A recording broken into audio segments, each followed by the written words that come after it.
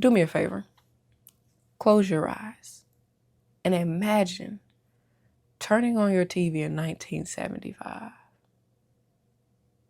Tell me, what do you see? The news, game shows, sitcoms? Chances are almost every face looking back at you is white. The stories, the music, the voices, the culture, it's not yours. It's not ours. But on September 29th, 1975, something extraordinary happened. See, in Detroit, Michigan, the airways changed forever. That was the day WGPR-TV 62 went live. The first Black-owned and operated television station in the United States. Okay. So let's talk a little bit about the background or the context of the station, shall we? See, the station's letters, WGPR, those stood for Where God's Presence Radiates. It was founded by Dr. William V. Banks, a Detroit attorney, minister, and entrepreneur. See, at that time, African Americans had little to no control over media. The images of Black people on television were either negative stereotypes or they were the token role. See, representation was rare, and ownership was unheard of. But see, Dr. Banks and the International Free and Accepted Modern Masons, a Black fraternal organization, decided to change that.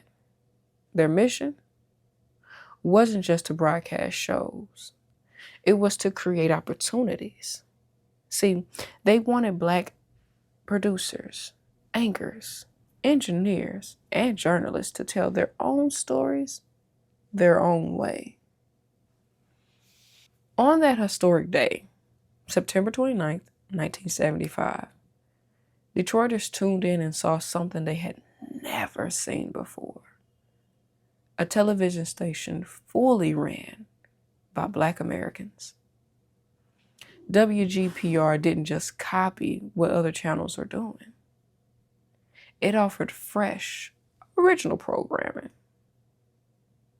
Let's set the scene. Let's see, a lively dance show that showcased Detroit's music and dance culture long before BET's Video Soul or MTV's TRL. Local news was told by Black anchors who reported from their own communities with understanding and respect. A community talk show that highlighted issues affecting Detroit's Black neighborhoods,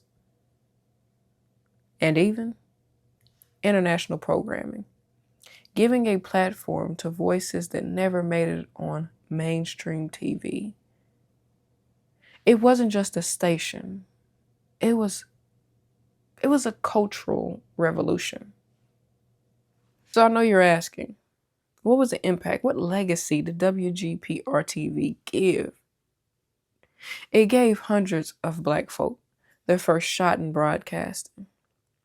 People who went on to become successful journalists, producers, and media executives. It gave Detroit pride. Hell, it gave Black America pride.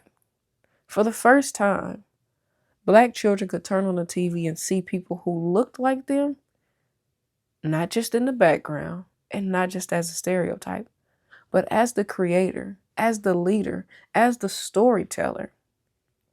Even though the station eventually changed ownership in 1990, its legacy never faded. In 2016, the old station where the building once was became the home to where WGPR-TV Historical Society and Museum is preserving. See, the power and chapter of Black history is in that building, and all over the world for that matter. See, WGPR-TV was more than just a TV channel. It was proof that ownership matters, proof that representation changes hearts, minds, and futures.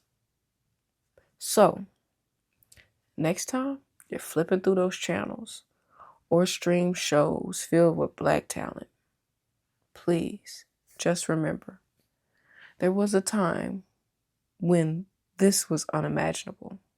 And remember that on September 29th, 1975 in Detroit, Michigan, history lit up the airwaves because WGPR-TV wasn't just television.